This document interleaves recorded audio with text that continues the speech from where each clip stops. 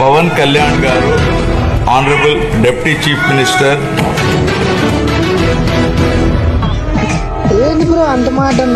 వారు ప్రత్యేకించి డిమాండ్ మాకు ప్రతిపక్ష హోదా ఇవ్వాలి అనేది చాలా బలంగా మాట్లాడుతూ వచ్చారు.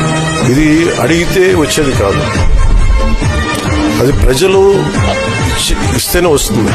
బేసిక్ గా ఒకటి హైయెస్ట్ మెజారిటీ ఎవరికి ఉంది వాళ్ళు ప్రభుత్వం ఫామ్ చేస్తారు. వాళ్ళకంటే నెక్స్ట్ స్టేజ్ ఎవరికి ఉంటే వాళ్ళకి ప్రతిపక్ష హోదా ఇస్తారు. అంతేగాని గతంలో మేము ప్రభుత్వాన్ని పరిపాలించాం కాబట్టి మా ప్రతిపక్ష హోదా ఎవరికి ఇవ్వరు. కనీసం జనసేన కంటే కూడా ఒక సీట్ ఎక్కువ ఇచ్చినా కానీ వాళ్ళకి ప్రతిపక్ష హోదా దక్కేది. ఈ రోజున ప్రభుత్వంలో సెకండ్ లార్జెస్ట్ పార్టీ జనసేన.